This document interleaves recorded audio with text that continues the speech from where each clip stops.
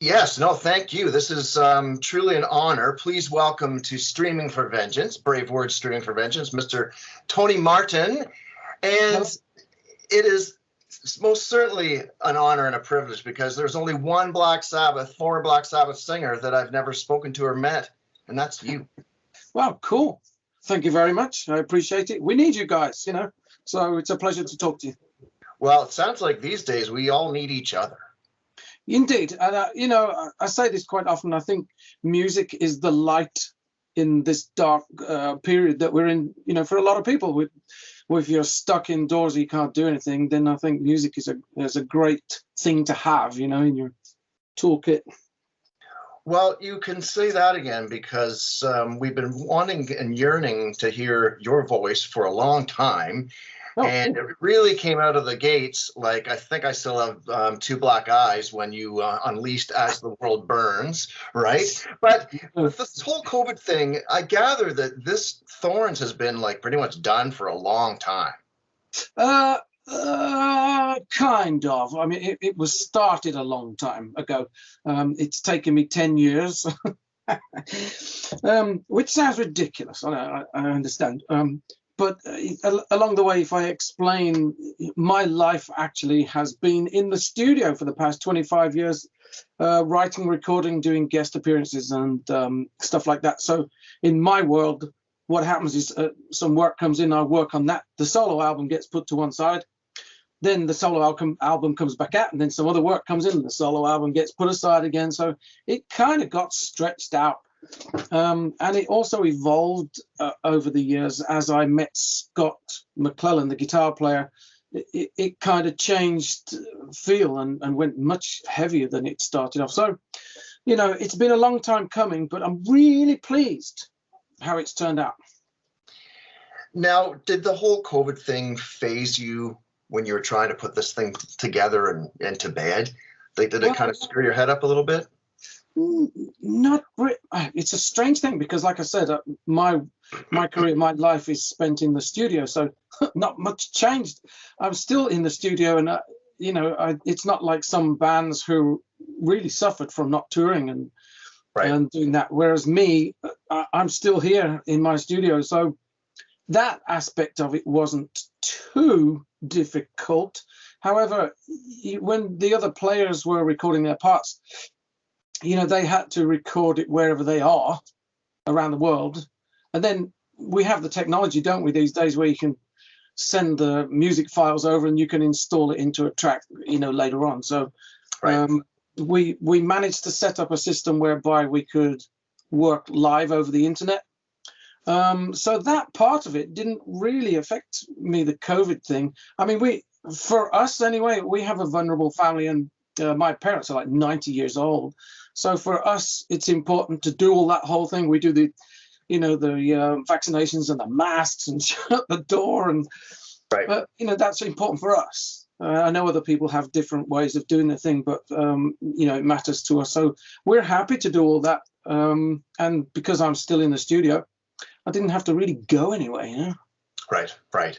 Now, did you feel like was there any pressure? Because I'm such a big fan. I know there's so many fans out there that are just waiting to hear, as I say, your voice again. Did you feel that external pressure and that you had to deliver the goods?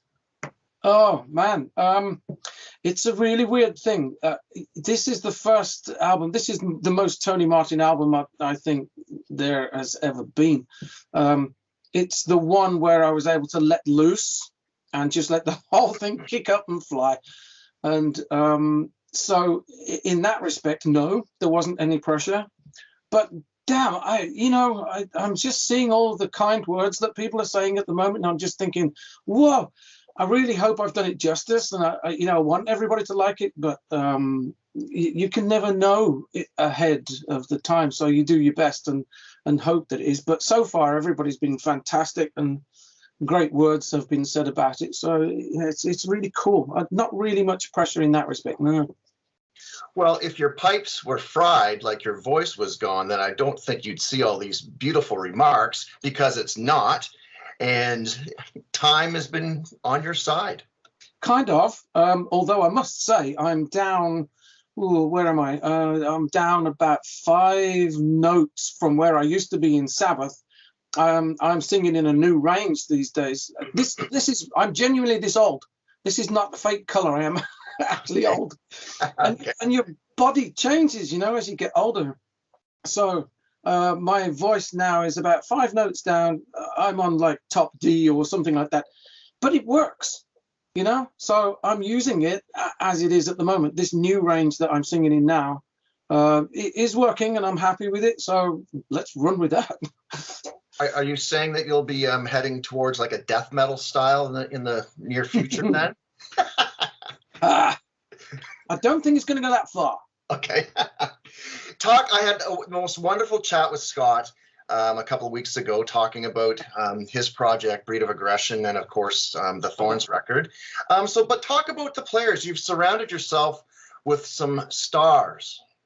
Yeah, although I have to say they're all friends. There's no strangers to me on this. You know, people that I've known for many years and worked with before, and more importantly, people that I trust. You know, Right. it's like a little family. I'm happy to be able, and kind of lucky to be able to call these people and say, "Do you fancy doing something?" And they'll, yeah, sure, and they just jump in and get involved with it. It's just a great feeling, you know, to have those kind of friends around you. So I am very honored, really. Now, what was the decision? Let's kind of dive into the record a little bit here with Unleashing As the World Burns, because you really did knock our socks off. It was heavy as hell, man. Yeah, it is. And it's the first one that I got together with Scott. I actually met Scott on Facebook, and that was like 12 something like years ago, something like that.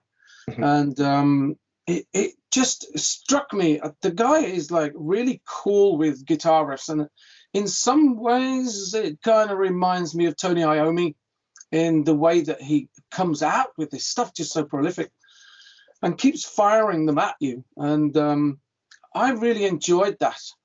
So it was easy to work with Scott, you know, in many ways. He reminds me of a younger, you know, Iommi in some ways. He's not a massive like solo player, but the stories that he tells with his guitar is really cool, and he lets me cut it up to where I want it to be. So I want a verse here or a chorus there, or you know, sort of things. He's great like that. So I was really able to make it, you know, fit my voice and fit in with what I wanted to do. So it's all good. I can't say any great words about it, really. Well, and he was weaned on Dimebag Darrell, so were you familiar with, obviously you're familiar with Pantera, but did you follow that kind of extreme stuff at the time in the 90s when? No, I mean, for me, I am, God, my head, if you could see inside my head, I think you'd scream, because it's like a nightmare in there.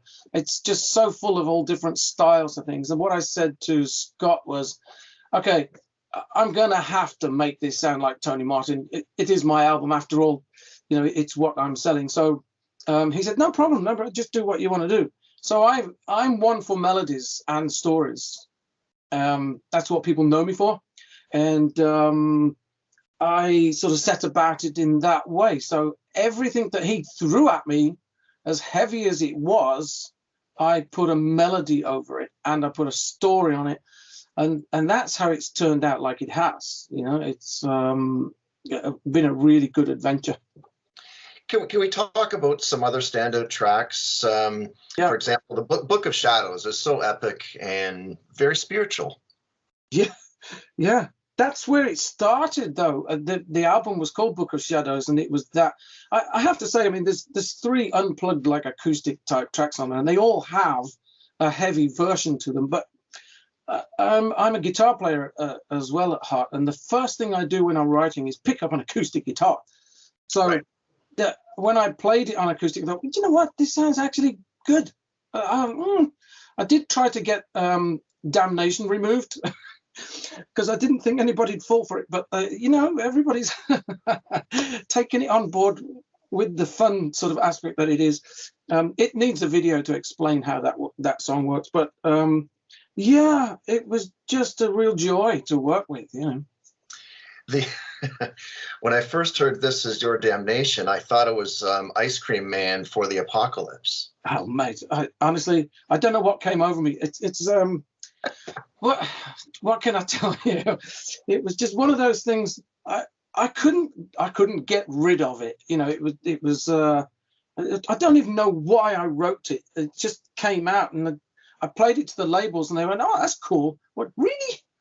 So yeah, it kind of stuck, and now everybody's sort of saying, you know what, it's not that bad. I understand where it's coming from, but it really needs a video to explain it, because it's basically a guy thinking, and so the voice you're hearing is the voice in his head, and it needs to be portrayed in that way, in some way on a video, so that, you know, it makes sense. But I'm loving it. It's all good. Is there thoughts on video number 2? And that would be? There are lots of thoughts. The only problem we've got really is the COVID thing stops us getting together to actually construct things. I mean, we can use green screen, we can use other techniques in video, so it's not all dead. But we have some ideas cooking, and you know, the sooner. And I think it's important right now, because we're not going to be able to really tour with this just yet. So we've got to use the other tools that we have, and great things such as yourself, who are, you know, supporting us in this, and videos and stuff like that. That's how we will have to promote this one for now, until we get, you know, the opportunity to get back out there, really.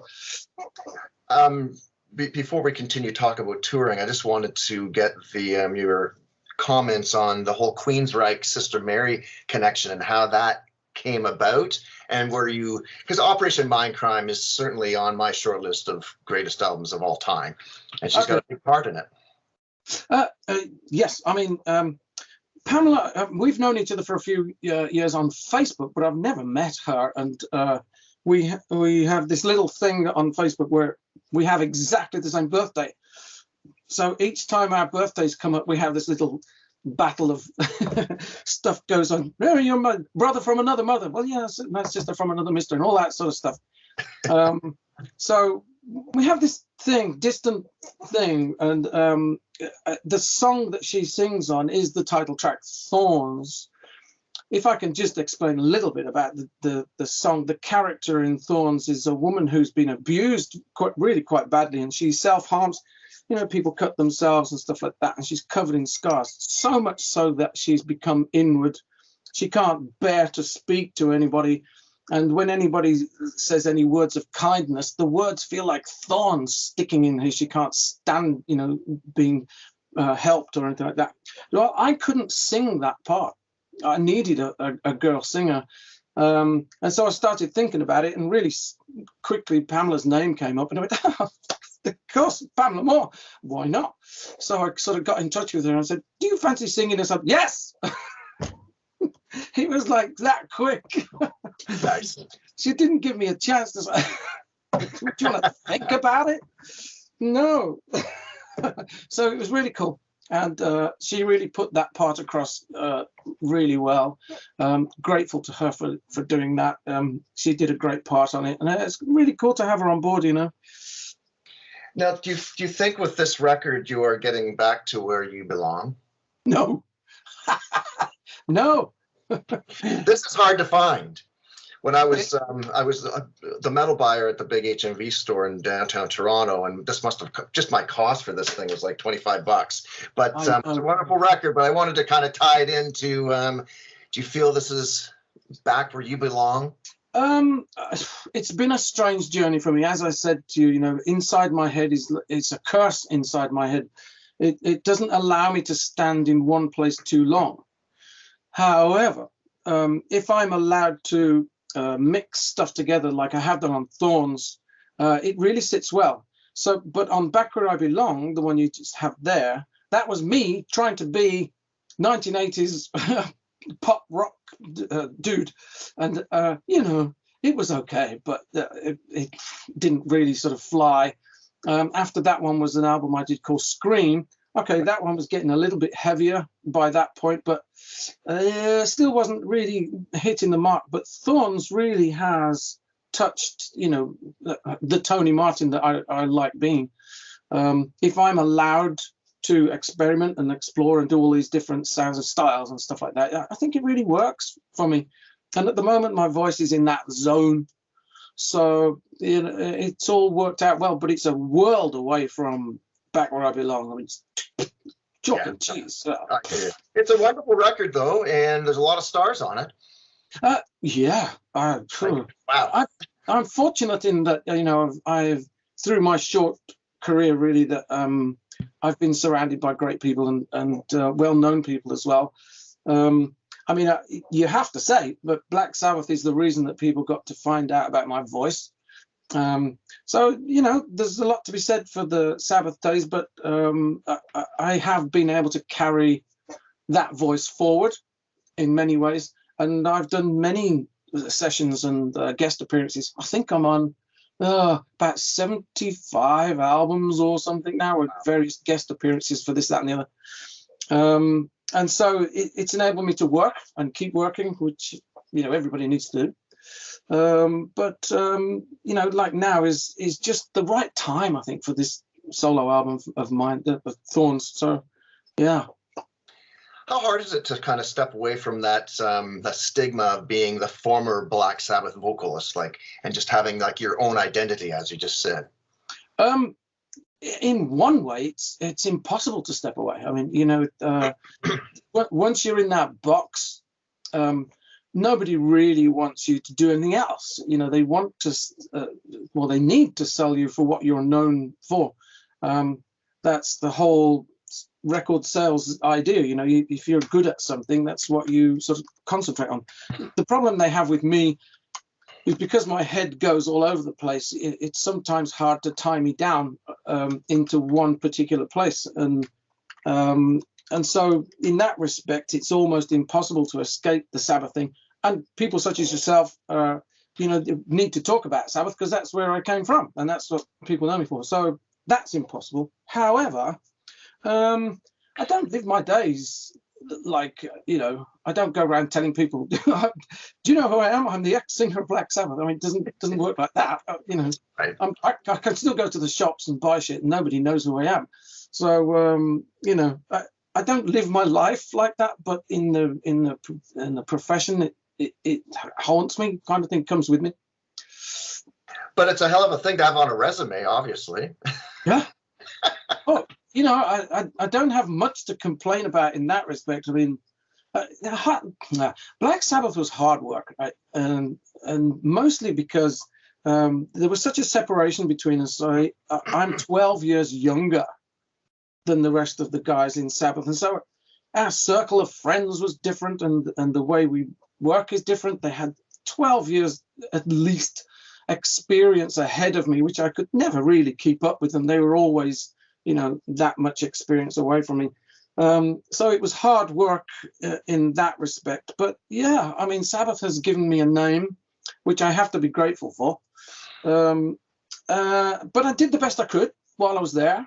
And I think people are starting to sort of pick up on, the Tony Martin era a bit, even though it's not out there for sale, but they're still finding it, So it's great. Are you comfortable talking a little bit more about Sabbath? Depends what you ask me.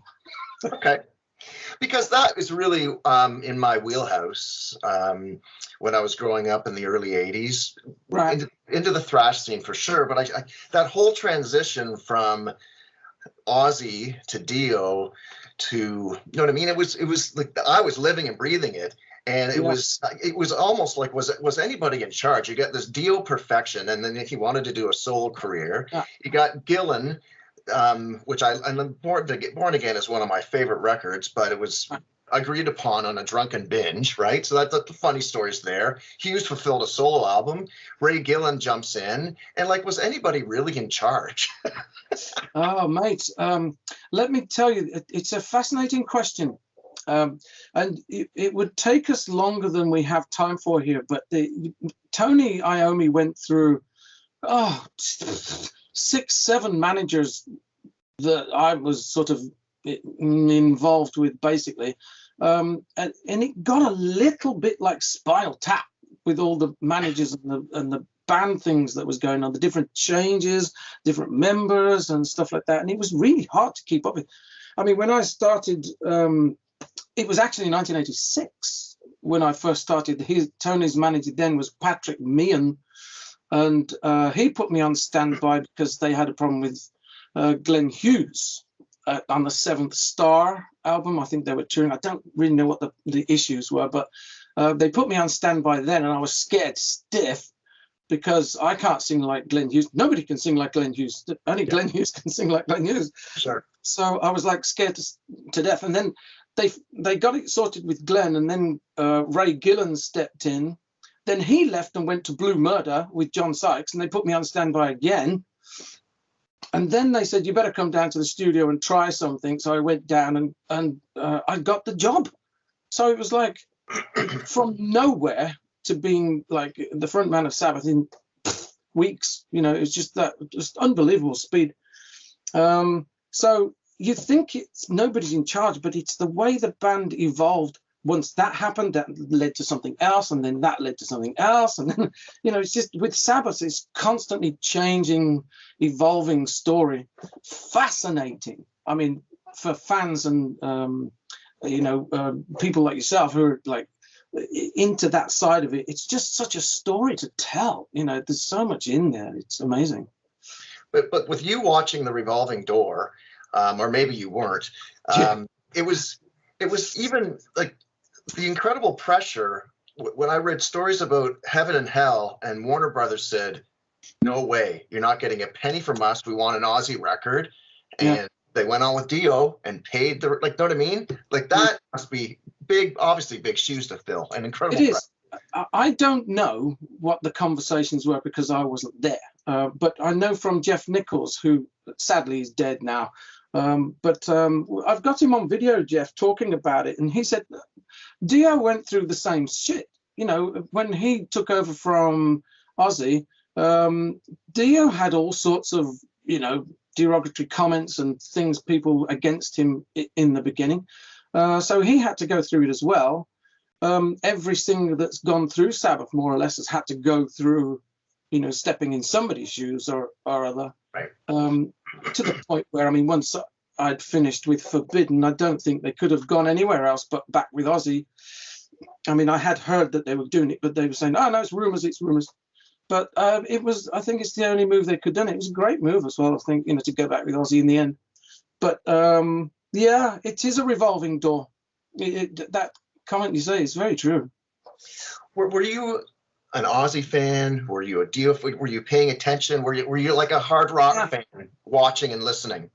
No, when I was a kid, 1971 turned it all round for me, and there was just so much going on in 1971, especially from England. I don't know how we produced so many acts from, you know, such a little island. How did all that stuff come from? But it was all over, and we was into it all.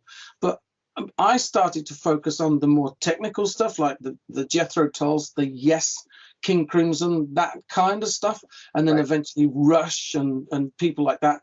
I didn't, when I was a kid, I was like 15, I didn't even like Black Sabbath. I took my first girlfriend to see them, and I just thought it was horrible.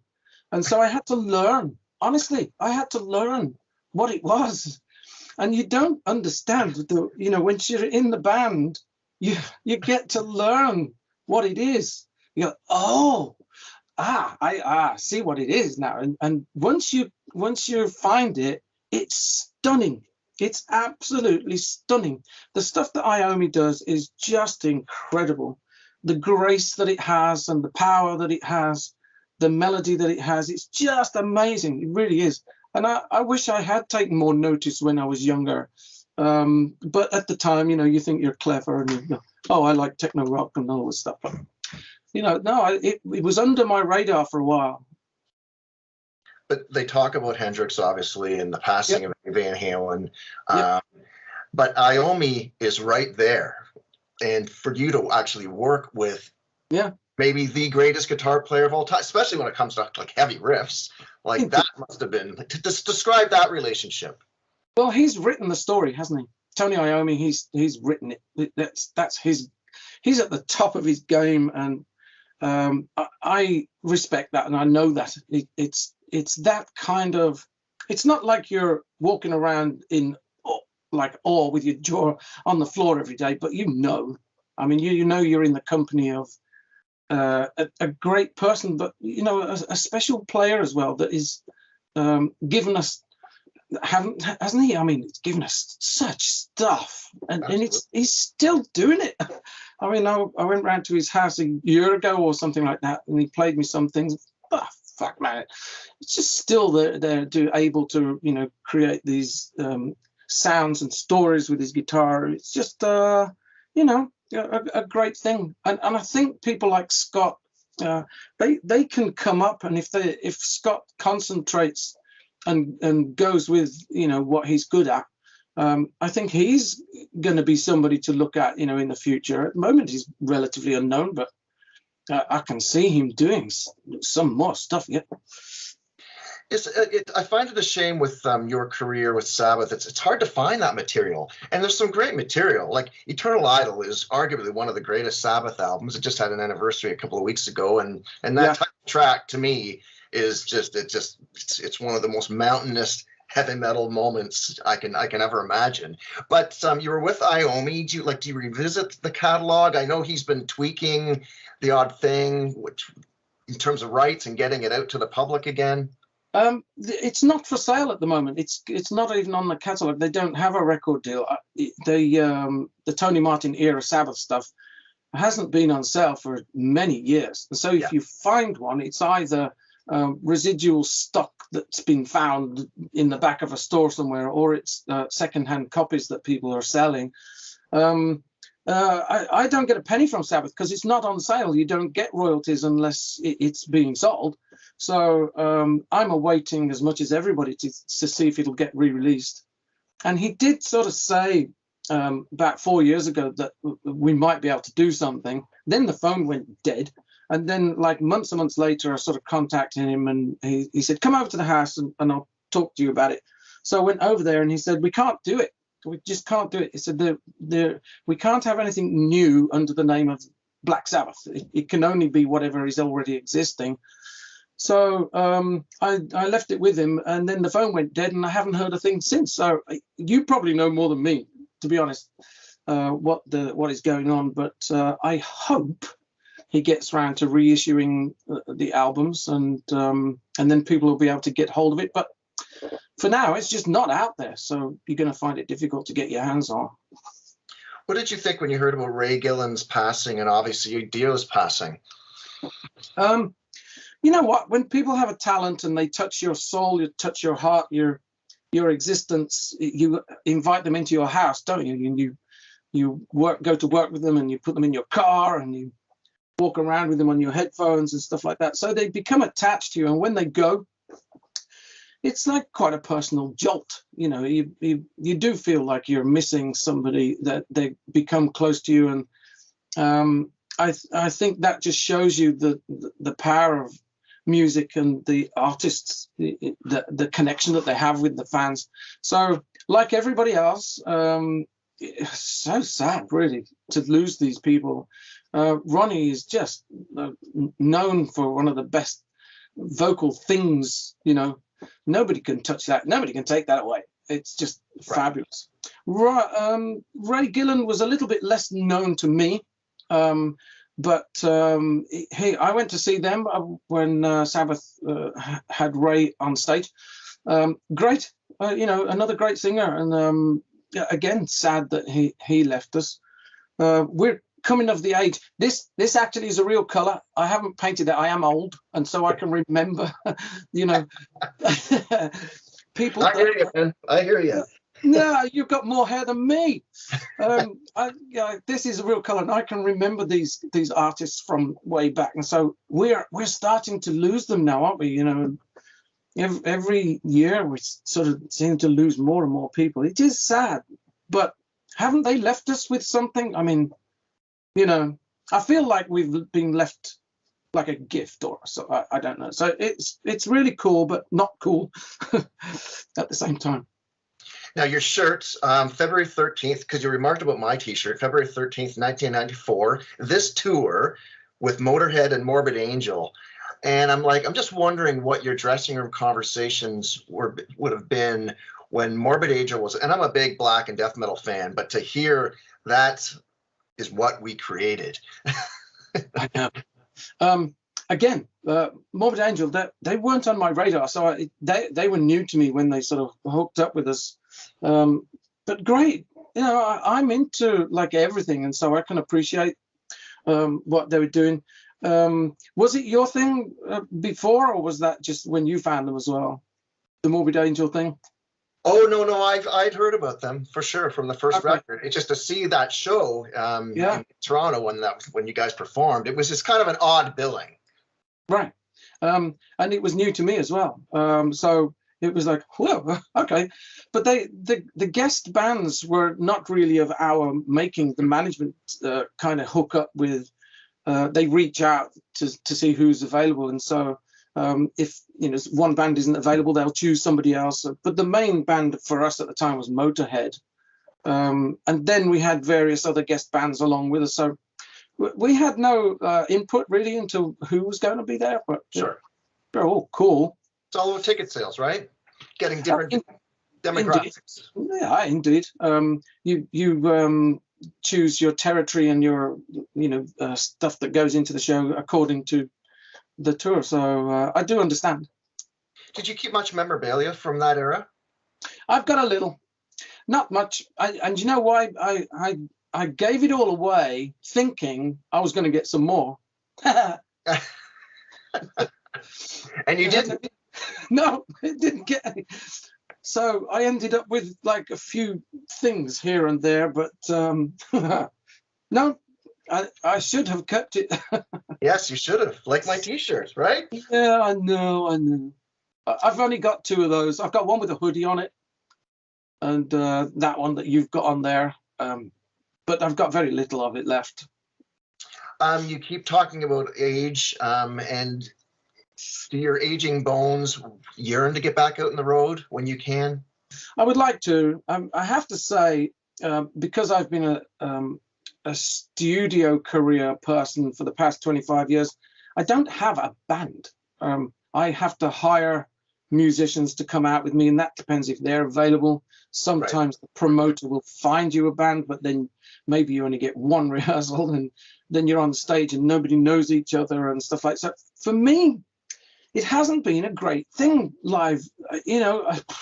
I wish I'd kept a band, and it is one of my regrets that I wasn't able to keep a band sort of going through that period. But if I go out on the road, it's going to have to be from scratch. I mean, getting everybody together and rehearsing it and getting a show and doing the whole thing right from the very beginning. It's not like I've got something to start with. So it is difficult.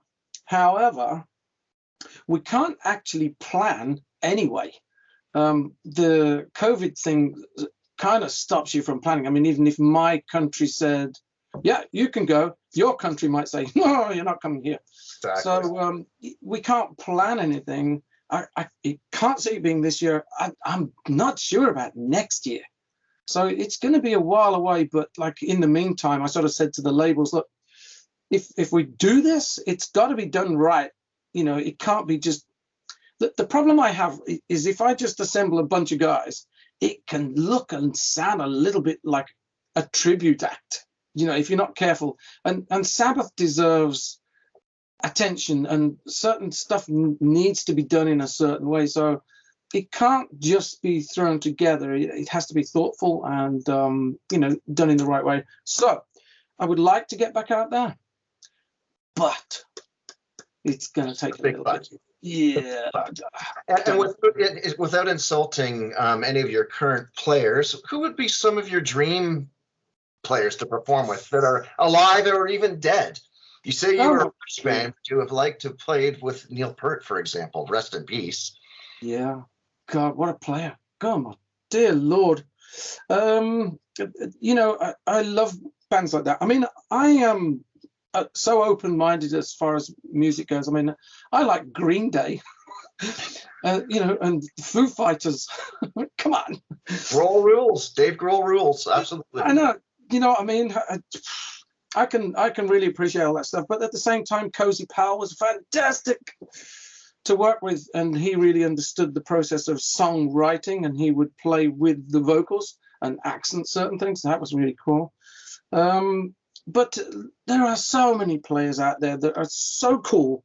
It makes you wonder. And sometimes I walk down the street, and they're playing on the street, and that, how have you not got a record deal? This is just like really great stuff. But it's like that. That's what the business is like. You know, your talent isn't a guarantee of being like well known or famous. It's only sometimes by chance that you end up in these situations, and I do understand that. But most of the players that I know or have worked with in the past, they're all worthy of a place. I mean, there's some names have been put forward, but I think the guys that are on the album would probably be I don't know. I haven't decided yet. Would probably be the first choice, possibly. But yeah. Do you remember the first time, like the door of opportunity opened, like the first real, wow, I think I can do this as a career? Well, yeah. I mean, it has to be the Sabbath days for sure, because before that, really, I wasn't doing much, just local bands and like nobody really. So when you I don't know how to explain it. What would you do if you suddenly got a job with Black Sabbath? I mean, what would you do? I would shit my pants, because it definitely takes a certain personality to own a stadium, to own 20,000 people every night. Like, I can't even imagine. No, I couldn't imagine the curtain, right? I couldn't imagine it either. But I had to learn really fast. So, that was the eye opener, and that was the opening of my professional career. I have to say, the Eternal Idol, or the Eternal Idiot, as we call it. Do you want to hear the story behind that? For sure, man. Yeah. The Eternal Idiot, right? So we've been on tour, and we come back home, and we went to Tony Iommi's house. He had a gardener, and it was an Irish dude. Now, we walk in through the gate, and this Irish dude said, "Tony, your new album, The Eternal Idiot, I fucking love it." Like that. What? And Iommi turned to me and he said, "Did he just call it Eternal Idiot?" I said, "Yeah." So we always call it The Eternal Idiot. Anyway, The Eternal Idol was the album that introduced me to Black Sabbath, and that gave me a buffer, because I didn't have to write anything, and I didn't have to create any of the melodies. That was already written by the time I got there. So that meant I could just sing. And in that process, by singing what was already there, I was able to learn. I had to learn fast, but it gave me a chance to learn about being in Sabbath. So from a standing start, being nowhere, to being the frontman of Black Sabbath, I had this little window where I could sort of just gather as much information as I could and put myself into the spot.